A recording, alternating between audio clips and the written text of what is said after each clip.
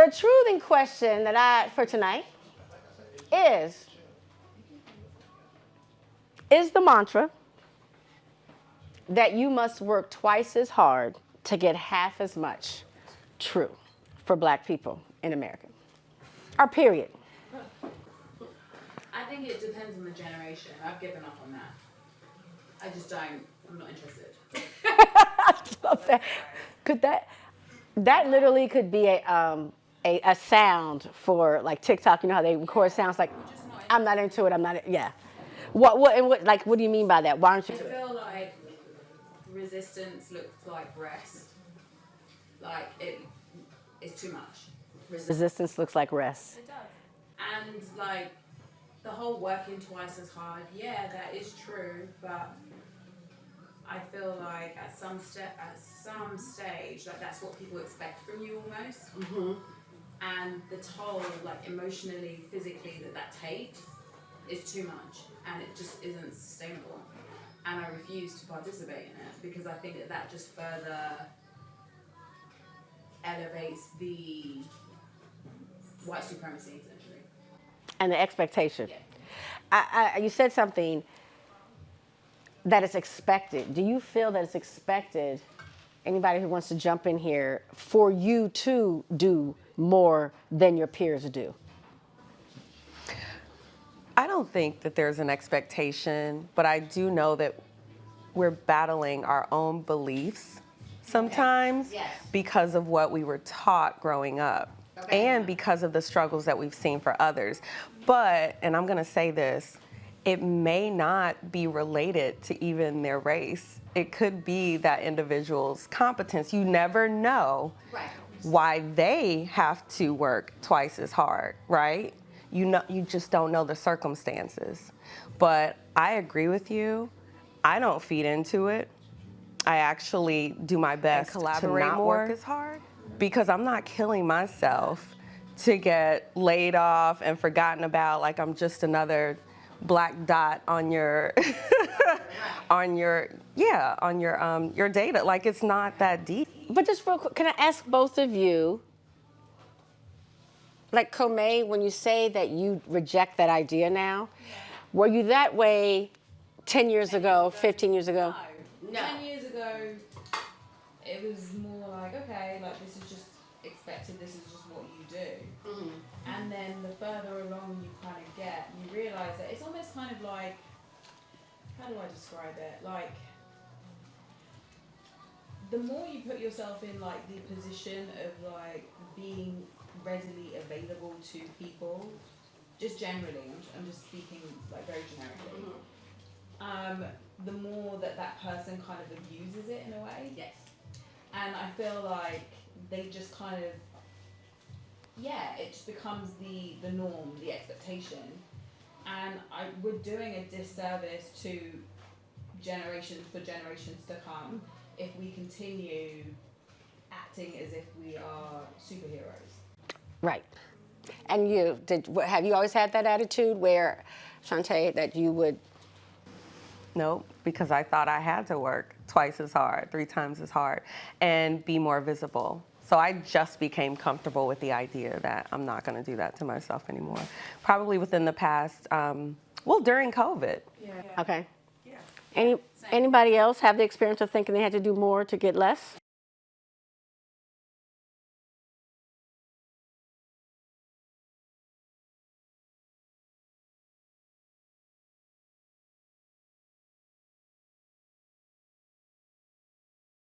So you feel like you're competing, so that's why you had to do it. So it really should just be about you and your. But, however. Moreover. That mindset of trying to compete with someone of your peers who you think have more talent or can generate the computer onsets better than you can, someone of your co-worker. Mm-hmm. But on the back end of it, it's that other person that governs everything. But you try to reach that level because they are watching. If you grow up with this sentiment, at this point, you're just used to performing at a higher level. Therefore, yeah, you can say to yourself, I'm not going to stress myself, but you're already there, right? You've already, because as you get older, your work is a consummation of everything you've done previously. So if you've been pushing yourself, you're already at this level where you're above everybody else in terms of your ability to create more work, i.e., find more clients, whatnot. So you can actually calm down and like rest on the laurels of your previous work. I would say that it's true. When I was 5 years old, my dad used to tell me, "Your skin's betrayed you. Like it just is what it is. What are you gonna do about it?" So I think that sentiment can be taken positively, but at first it's very problematic because you feel like, oh my gosh, it's like really, really unfair. Yeah. But I think the paradigm that I like to push out on people is, let's suppose in this world, I don't know, black people, we had all the power and we were in charge. What kind of world would we create for our children? Would we give our children an unfair advantage? I mean, probably. Oh yeah, Probably. I tell everybody, holding power is a human thing. If you have power, who really wants to release it? Yeah. And and who's going to use it and who's going to abuse it? So some people try to act like, oh, these people are horrible people. I'm like, I believe that power is something that people abuse. So I'm with you. No, I just think the fruits of victory are sown in defeat, right? So you continue, there's a critical mass of this sentiment. Eventually, more and more people of a certain gender, race, what have you, start to do things to create more businesses, create better communities, and maybe it shifts. So I'm just saying, I sort of posit that I don't necessarily know if that's a bad sentiment, frankly. It may be soul crushing for the individual, but I mean, kind of is what it is. See, I was thinking from a mother's perspective. I definitely raised my sons. I mean, I specifically said, like, you can't do, I wanted them to think they could accomplish anything, but I also wanted them to see the world realistically. So there were some things that their friends did because they went to a school that was extraordinarily monocultural and in all ways. I'm not just talking race. And I was very frank with them, like, yeah, no, you're not going to be able to, no, you can't roll like that. My mom used to tell me, like, you understand, if you do this, it will be seen differently. So I told my kids, because there's a huge drug culture. I used to live in this place called Marin County, huge amongst teenagers. It's always interesting to me that how they frame our neighborhoods. But I'm telling you, the worst drug scene I've ever seen has been in neighborhoods like this. And I used to tell my kids, I said, listen, of course I don't want you to use drugs, touch, do all this. But let me just let you know this, because I ain't with you 24/7. If you get caught, you going to jail. Your friend, Timothy, is going to a rehab, a very nice little rehab center. So I agree with you in that. I don't know if it's necessarily a bad thing, because I feel like for their survival, I think it's not only a good thing sometimes. I honestly feel like for their survival, I had to do that. I mean, Shane, you've raised two. Like, I mean, what about you? Did you? Construct of America. It just is, and it's been that way for years. And like you were saying, muscle memory, it's in me already. I naturally know that I have to be that way, and I'm cool with it. But it's not my thing. I realize it's their thing that they created for them to get the privilege that they enjoy every day that we might not enjoy. But I'm cool with it because we still accomplish even many things, even though those things are in place, those social constructs are in place. So I'm really, it is a challenge. Like I'm an athlete, so I used to love to compete. So it comes natural to me. Let's go. It's like, let's go. So let's do this. But I think even with that mantra about working twice as hard, it's not only what they have to do, but what they can't do. Because I remember, like, doing exams, the teenagers would wear pajamas to school. I'm telling my sons, you not tearing your black tail up there in your pajamas. Like, you can't do that, okay? Or I remember when I built my first house, I built this custom house right here in Alexandria. And I was the first house. And in me, I mean, this is the opposite kind of like what I had to do. I was like, I cannot have my grass looking raggedy. I'm not going to be the black people in the neighborhood with the grass, not cut. And that was a pressure that on me, there's just a certain level of things that I'm just not going to do. Like other things that you've thought about. We are neighbors, most of us, that you've like, I ain't doing that. Anybody in public, like anything that y'all have thought that I can't do it. Who, what? Let me know. Well, I would ask you, Yes. it sound like you got a high standard anyway. So I'm assuming you would probably have a well manicured lawn anyway. I will say mean- this. I think I would have a well manicured lawn, but I was raised by parents who said to me, you got to do twice as hard, or don't do that in front of these people, or you got to act right. I think that is. I don't think I could separate that from my brain. I think I was brainwashed into that. Right. But I will say I am hyper vigilant. But they helped you get a high standard that you Yes. have for yourself. Right. So now you build, you the first house on the block. And while you might have externally, even if it was, I think you would have did it regardless because that's just the standard that you have for yourself. I think that I am hyper aware. No, I don't think. I know I am hyper aware when I am one of only in a situation. And there's things that, of course, I was raised to do things decently and exceptionally, but I do breathe. There is a relaxed feeling that I get when I'm around all black people. Yeah. And that is actually natural. That's what white people feel most comfortable with. All white people, it's actually we're designed to be that way. But people think that's racist if you say that, and it's not. That's normal. Yeah, I feel like I have been privileged to grow up around white people because I speak the way I do, because I can see that someone who's speaking in Ebonics, they're going to struggle more. I know that. I see that. I see that people who speak Ebonics do struggle more to get jobs and things like that. Which is really annoying because AAVE is very big now for non-black people to use it, and it's actually considered, it is a big part of their vernacular. What you're saying is correct. I agree with you that, and that's what I mean. You feel the need to, you recognize, to assimilate, right? Because I think like racism, for the most part, especially nowadays, has a lot to do with preference. Like white people prefer the white person, and so therefore the black people get left out and they get the last choice. You know what I mean? So then that's the result of, that's how racism manifests itself,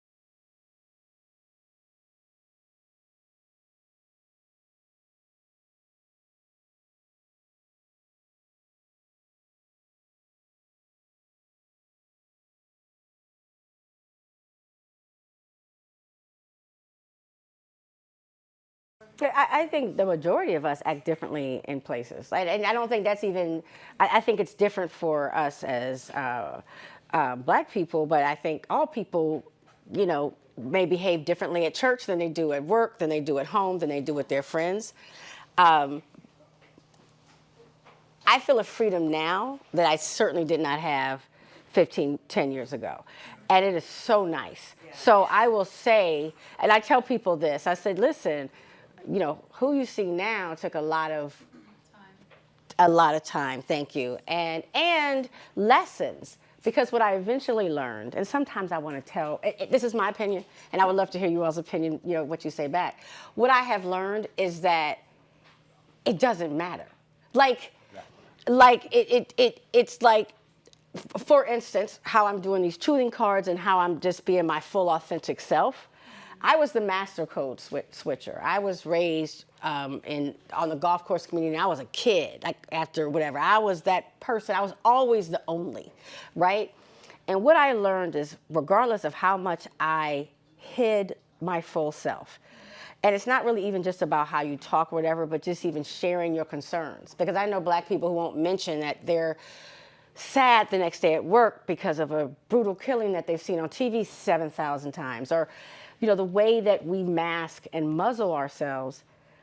And as I watched, because my job allowed me to work in companies across the world, I saw it didn't matter. I saw that there were people who had completely like switched all the way. The code was like, they were not at all showing any sort of connection with the black community whatsoever. Times in different ways of how you was raised, what was instilled in you, and so at what point being raised and you got that mentality of what your parents taught you and how you was raised and how your mannerism is and how your character developed, at what point did you, like Randy, like, okay, I got that, but this is Randy. You see what I'm saying? I honestly think that having my sons and, moved to this neighborhood, like I said, no black people essentially, and this kid called my son a nigger. And I always use the hard ER because I want people to feel that word. I don't soften it up because that doesn't help, to me, the thing. And before this happened, my husband and I had moved to this neighborhood. We were like, you got to be the perfect black people, right? We're hosting parties, Halloween parties. We're doing all the things. I'm the biggest volunteer in the whole school. I'm baking cookies. I'm doing the thing. He's doing a soccer coach, all the things. And they called my son nigga, right? And so the school and everyone wanted to handle it like, oh, name calling's gonna happen. I'm like, no,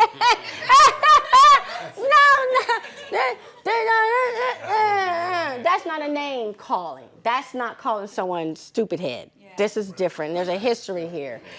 And and he didn't just say it once, he said it a lot of times, and he put it in context and he knew what he was doing. Yeah. And so there was a shift because I then had to fight for my son, in my opinion, because they didn't want to give this kid any punishment or anything. And so, my husband and I tore that place up. I mean, no, don't get me wrong. We did it in a very, professional way, but we let them know that this would not be accepted, right? We let them know, and that's a whole nother story for later. But I'll just say that that pushed me to be me. And then the more I worked, as I've been to major corporations, as I've seen people who have suffered due to a systemic racism at the end of the day, I was like, no matter how much you hide and muzzle, you could still, the ones who are not for you are not going to be for you. You cannot code switch yourself outside of a person who is not down for black folks. You can't. Then ain't no code switching in the world. I'll give like an example of my dad for me when I grew up. So I went to a Catholic high school and never got any B's, but I had my gym teacher try to give me a C, which is funny because I was also an athlete, and my theology teacher tried to give me a C. And I will never forget how my dad blew a gasket, was gonna burn the school down. It ended up mattering a lot. It ended up mattering a lot because I did go to an Ivy school, so I went to Brown, and when I was going through the application process, I realized oh, if I got a C in any one of those classes, I was done. I just wouldn't have gotten in. But to your point, because I really resonate with what you said, I think professionalism is a language. So I worked in an investment bank with all white people, and I said a lot of frankly, niggerish shit because I was good at my job and I knew how to communicate with the client, and that afforded me the luxury to be me, right? And I think that's how you kind of strike that balance. It's not quote unquote air quote fair, right? But I do think professionalism is how you kind of strike that balance. Can I say something? Because I'm so confused. What are we switching from? What is black and what code are we I don't get that. Like, it almost feels like, I think code switching is different for different people. So some people will say this is the way I speak all the time, right? Which is not is because black is not one thing. Black is not monolithic.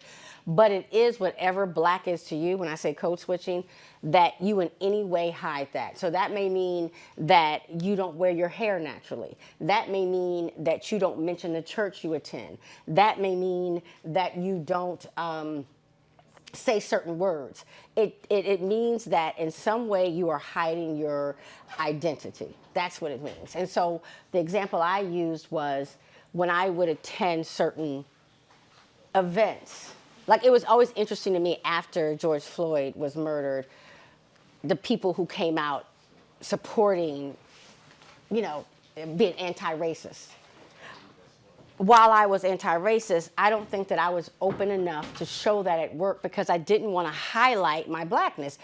Just like when I got pregnant and I was in the IT industry, I waited to the very last minute to even say that I was pregnant. I always wore suits. I remember now, I never wore dresses to remind people of my womanness, which is ridiculous because I'm sure they said I was a woman.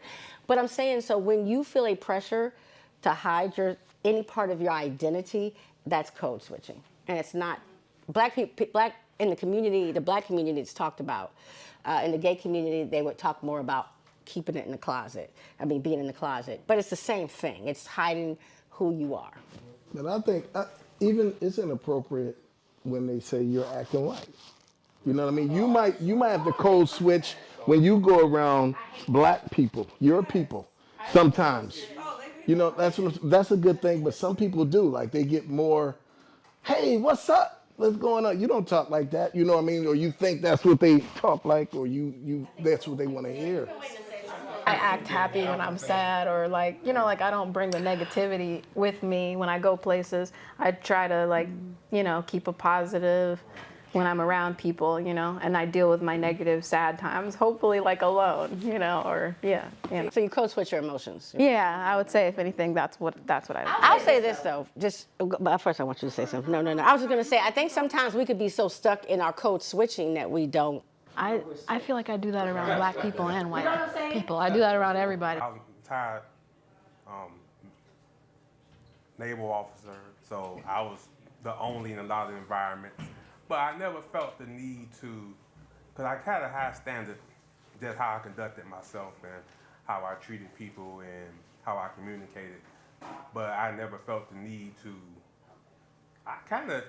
what gave me more respect was that I did speak my mind and I sounded how I sounded.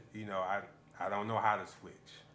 Because I use big words and hood words in the same sentence. I learned. Right, I love that. I know them all. You're bilingual. Right. I use vernacular Yes. and some other crazy word that they but it all makes sense. Mm-hmm. And so I can communicate with whoever.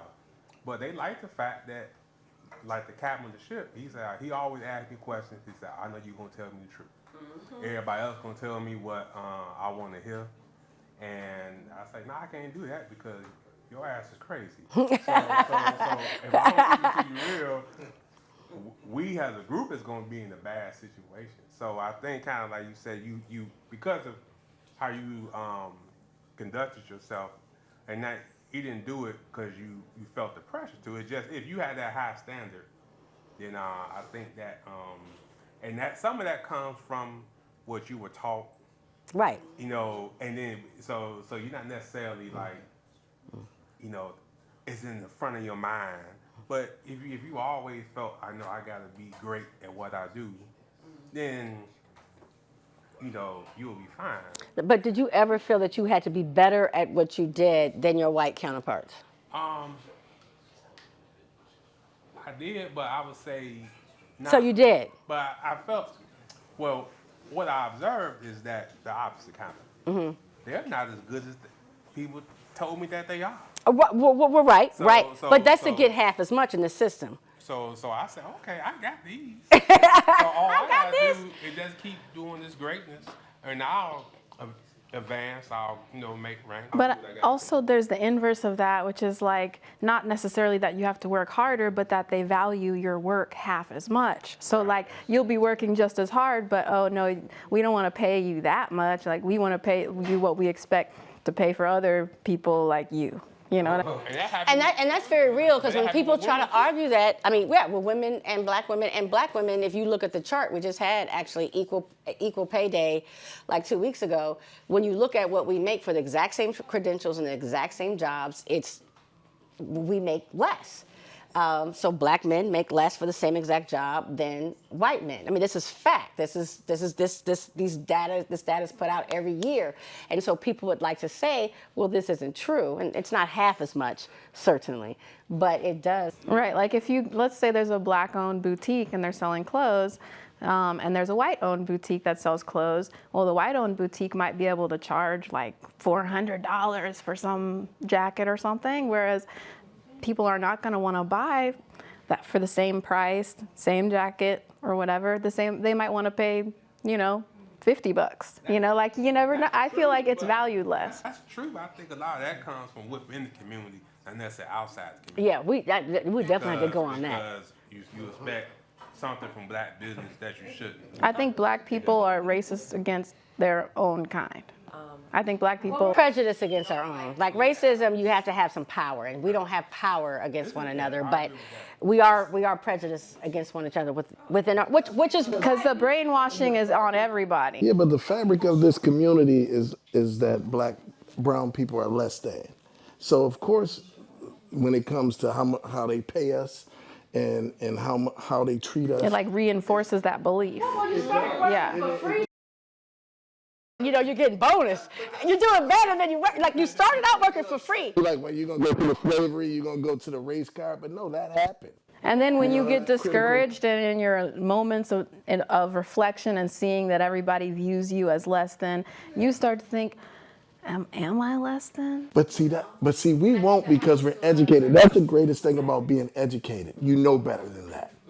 But because society keep telling you that, but the ones that are not start to feel that. That's my big thing that I try to pour into young people, especially of color, is that you are worth more than you think you are, just because everything keeps saying. And the that you're TV not. doesn't want to show like certain types of success in black people. It's got to be, drug selling. It's got to be basketball, like, boxing or something like that. And we have to deal with that constantly, and that's one of the big problems within ourselves that we have to deal with, because they're not going to deal with it. And sometimes we wait around for them to get a conscience and do the right thing, but they never do. So if we don't do that and value ourselves, then it will never change. Maintain the integrity of the value, I think, within the black community.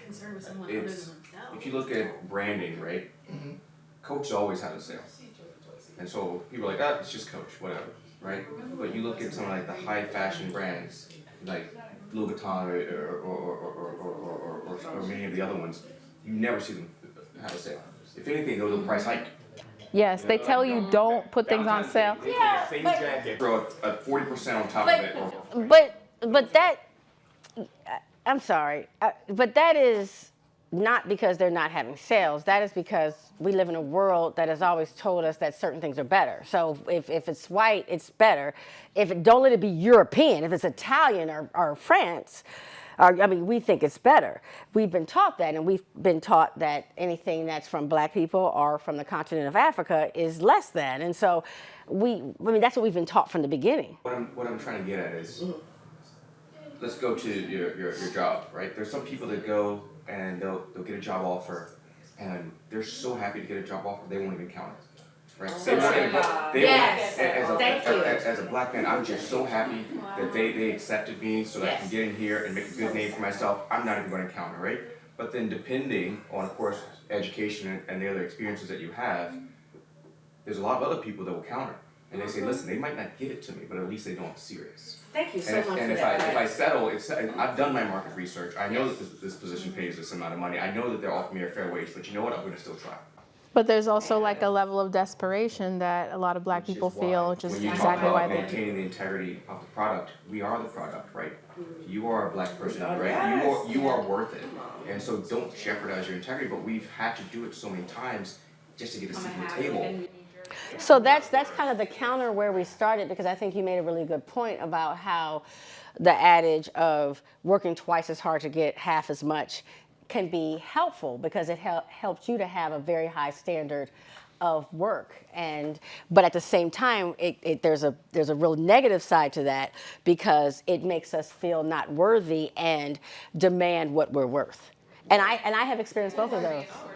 And if you have not matured in the process, right? Like when I think about people talking about, oh, I'm getting paid, the reality is this market is extremely competitive right now. And if you're not getting your worth, in my opinion, it's because, for lack of a better term, you're lazy. Lazy to not go out there and figure out what's going on, or lazy intellectually in the sense that you're not challenging what you're considering to be. So do you think the reason why right now Asian Americans make 1.01 cents over white Americans, which is the first time that a minority group has surpassed in the rate per year? So do you think that the reason why that white men make more and Asian men is because they're working harder? So, and you don't think that anything else is playing into that? I mean, so they're lazy? So the Asian comment's an interesting one. So I have an Asian girlfriend. I met her in business school, and watching her and her peers approach to things, they're extremely.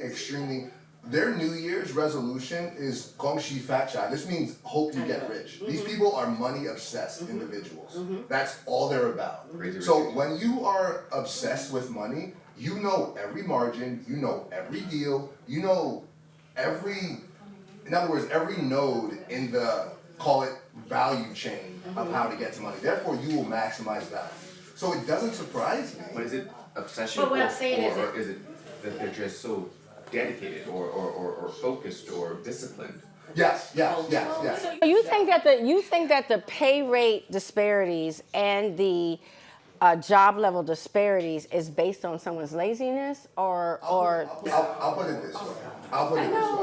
We go out, and there would be people go to college, and before they make their decision as to what their major is, certain people literally go online and look up highest paying jobs out of undergrad and what major that is, and pursue that major. Then 5 to 7 years down the line, this person's making $350, while somebody who decided to be an art history major is making. How many black people are deciding to be art history majors, and how many white people are deciding to be art history? I'm not necessarily making this a black or a white thing. I'm just saying these are how certain individuals choose to be. Well, I think community is a big thing. So like within the Asian community, and I, also have experience with Asians as well. Not dating one, but I do know this lady that I'm helping out with, like, building a website, and she has already talked about, like, oh, well, if you do this for me, then I'll do this for you, and oh, I know this person, and da, da, da.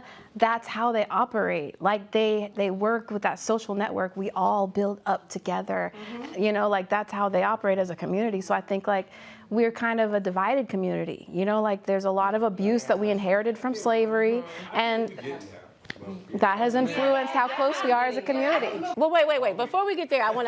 You're going too far. Wait. Let's no. I want to really hone in on this twice as hard, half as much ideal, and the difference in pay. And we were talking about. Everyone has touched on being professional somewhat. Like you thought you had to have a certain standard.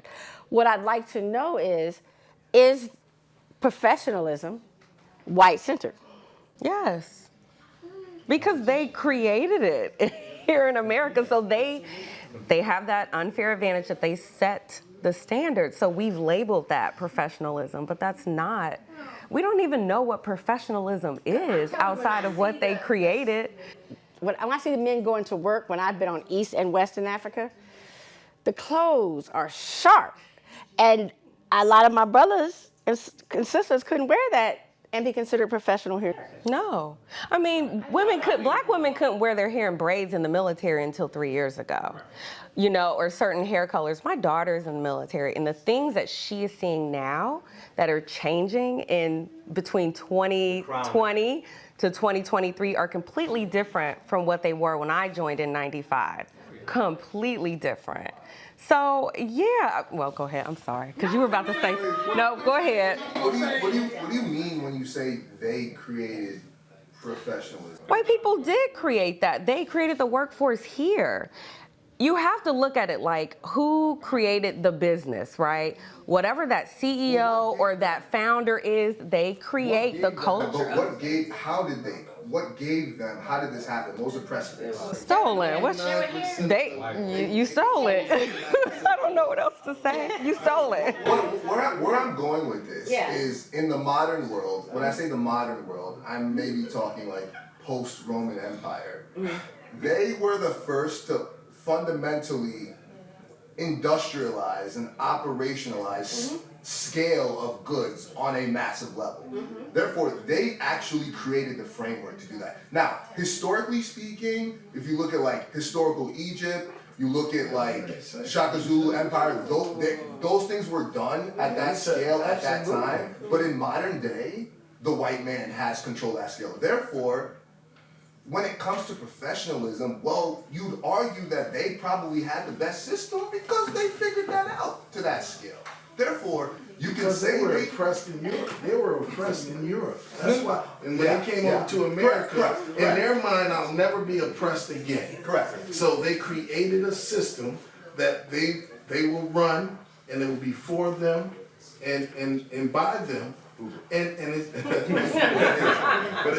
it's been, think about how long that's been going on. That's just the truth of it. Yeah, No, that's not forget That, you know, they have a very high suicide rate, right? Like, it's not necessarily serving them anymore. You know what I'm saying? Like, it's their ancestors that started it, but as it stands now, they too are struggling. But I want to get back to the question. I want to get back to the questions, my sisters and brothers right here. Come with me. Is professionalism and white, are they synonyms? So can you be professional and bring something that you see as authentically black? Oh, I'm gonna say yeah, because that's what I do. I'm the same when I'm talking to y'all. It's how I talk to people at work. Same way. It's how I treat people, and the respect I give people and respect that I want back. So that's when I say being a pro. I'm going to always give you my best. So you think Obama could have worn a kufi and some kente cloth shirt, and it would have been all right? Like he would have been elected president? No. But that's not even professionalism. There's a reason why professionalism is never in the employee manual. It's never, because it cannot be defined. It's your core values and the culture of the organization. It's not, and I've written plenty of them. Okay, so what were you saying? Professionalism cannot be defined. It's never included in an employee manual, and I've written plenty of them. What they do, what we do, and what I've done and been guilty of is including it, well, I'm trying to find the best way to say it, but masking it under other regulations, policies, processes, whatever, but there is never and has never been any set like rules of professionalism. Right. Never. In 42 states, I think it's 42, I may be wrong, it's either 42 or 48 states right now, a woman can be hired for not having professional attire, and that's based on her hair. Right. It is legal in 40-something, I don't want to say it exactly, but I think only 6 states that has a Crown Act passed where it is illegal to fire someone based on wearing their hair naturally. So this whole professionalism thing is a real thing, right? I mean, if you're telling me that I can't wear my hair in an afro or braids or whatever my hair would naturally look, and I could be fired for it legally, is that professionalism? Is that professionalism? I would say that that's sort of missing the forest for the trees, in my opinion. I think that black women get dealt with very unfortunately when it comes to their hair and the work. I didn't understand it till I have two younger sisters, and my other one of my sisters is a sophomore in Chicago. She's like been freaking out for the last 2 years about like what to do with her hair. Like this is like a major topic of discussion at home. It's not even class. So I kind of feel bad, and I think it sucks, but I don't necessarily think that has a lot to do with professionalism. I think that's more a function of people don't understand what black women are going through because not enough black women have a seat at the table. Therefore, white males who know nothing about it are just making calls like, that looks good, that doesn't look good, and I think that's it. Right, but what they're using to hide this under is the title of calling it professional. Well, let's think about a boardroom. A boardroom is filled with white people. White people are making decisions. It's not necessarily, it might not even be racially driven. It could just be, me and my white guys play golf on Sundays. And we do this, and we do this. If you do that, that's weird. I know that's weird because the people that I do business with are also white. They're gonna think it's weird. We don't want that in our company because that's losing us bread. And it could just be just that far. It could just go that far, right? So it's like I think we're saying the same thing. I think that you're just saying that these are the consequences of exactly what I'm talking about. Yes. Right? But is it, yeah, I don't know. So I don't think professionalism is synonymous to white. You don't? I think professionalism is based off of a white mold. It started with the white creation, right? It's the mold, right? But remember, it's not synonymous. It just has a basis. Until we change it, you can shape clay however you want, right? We can continue to chip at it, and we can make it different. We can carve the stone however we want, but it's not until we all start submitting our own inputs. And while we're at the table, diversify the table, right? As we start to do that, right? And when you think about it, in every company I've been, and same thing, right? With you've written many manuals, professionalism's not there. But when I send out the what do they call it? The mood board or the Pinterest board, right? I make sure I go in. So when they say what are examples of professionalism, I make it a point to make sure that I include multiracial people that are specific to a race, to try to make sure that people, when they look at it from a different lens, right? Because right now, when you go into an office, you know, you can see Strickland and Dixon, and then you go in, you've got a big-ass picture of a white man.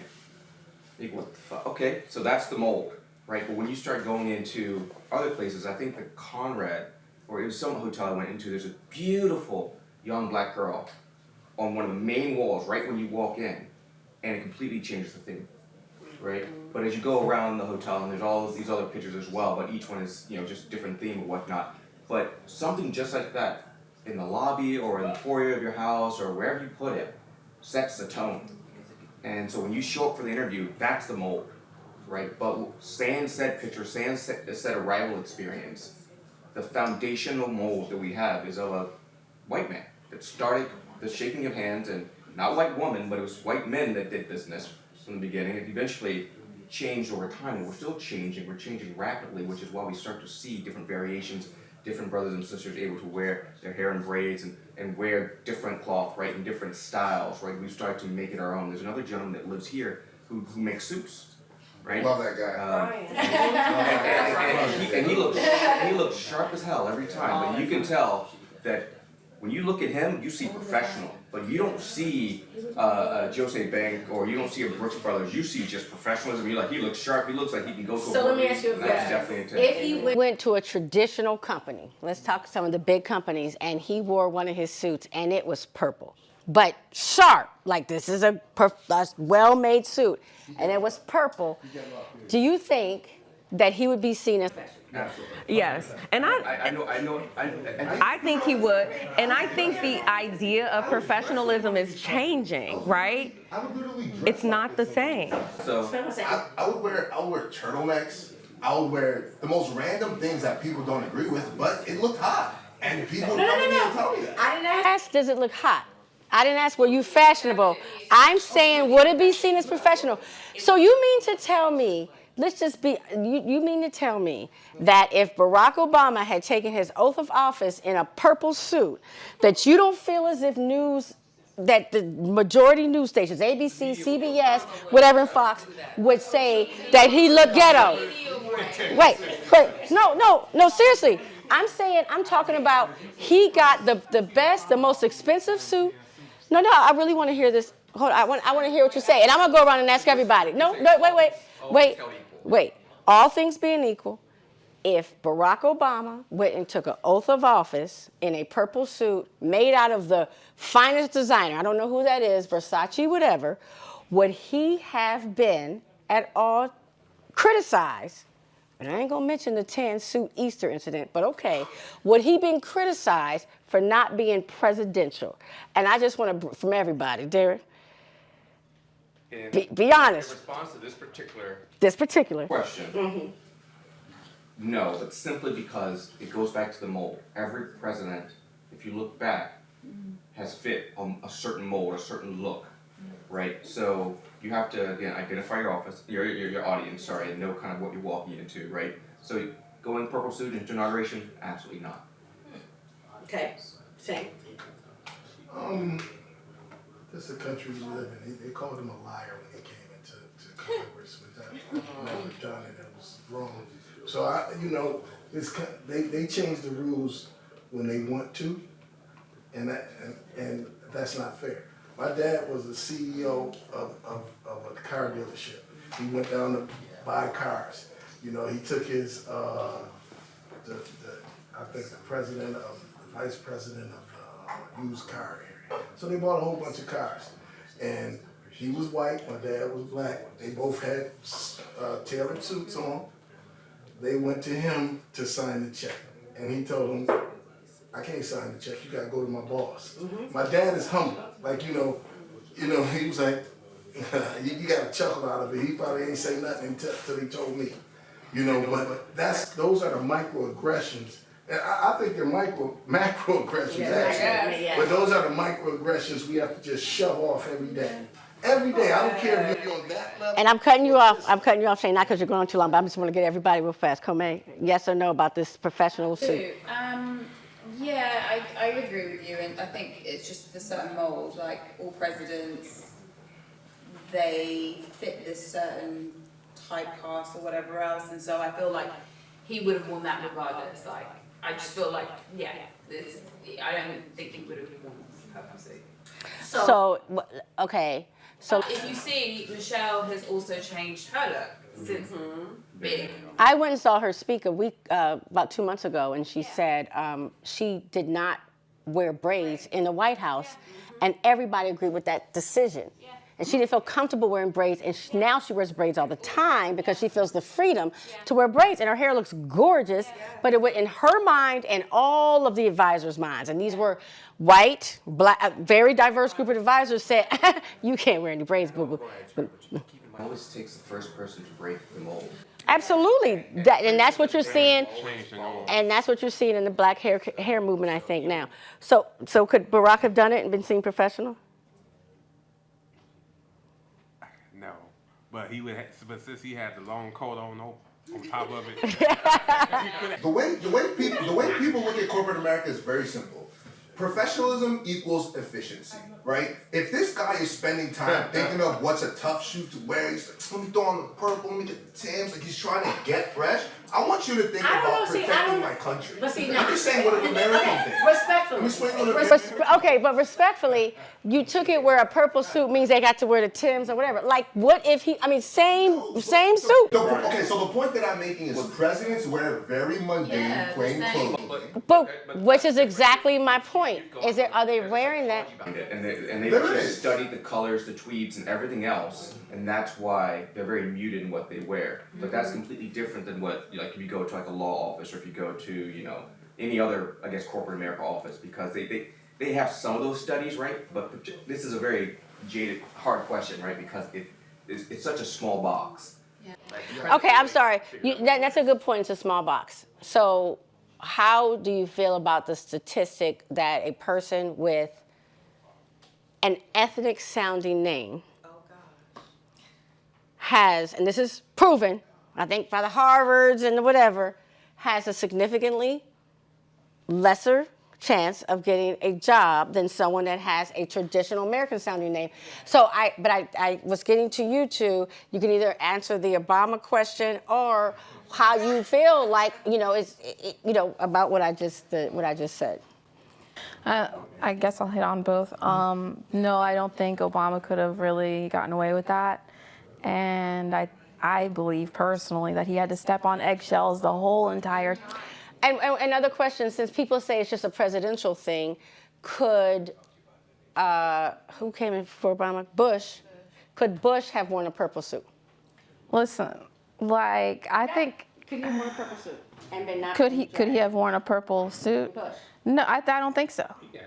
No, he got clowned a lot. Yeah, just because he had a history of alcoholism and it damaged his brain. It's apples and oranges, in my opinion. Okay, now He still would have been roasted by the GOP. They would have been like, Just for the way he talked. yeah, he was a clown. The baby Bush. No one really took him. So could Obama wear a purple suit? A couple things. First of all, Michelle would not have allowed it.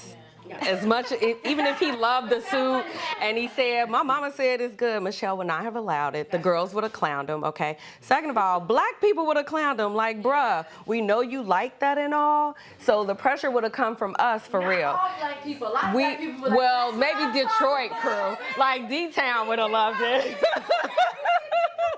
But yeah, just across the board, no, it's not acceptable to show up in a purple suit. I had a young man show up for an interview with a red tie and a black suit and a black shirt, and the hiring managers roasted him so bad, not to his face, not to his face, but behind his back. So it's things like that. It's like, don't encourage the drama. Incident at Goldman where an intern came in a purple suit and all of HR was clowning him behind his back, and I literally emailed him and basically just gave him the code. The code. But that's what I mean. I mean, being honest that there's a code and who decided the code. It is centered, maybe because of his history, of course because of history, but it is centered on what we consider. But even amongst black people, there's a code too. Like, to me, But we've adopted the code. We adopted the We were no, I'm saying even amongst ourselves, we have our own. We adopted the code. But John, it's funny, we're talking about being professional. I'm looking at you with facial hair. And I'm saying that, what I will say is that, black men weren't allowed to wear facial hair. And it was seen very unprofessional until very recently. And I have two sons who attend Hampton University, historically black college and university. If you're in the business school, you cannot have your hair over certain, I think it's like a ½ an inch, and you cannot have facial hair, because it's considered unprofessional. Today, this is today. No, I'm saying to be a business student, to go to Hampton University's classes. You cannot do that. They are taught that. They are taught that.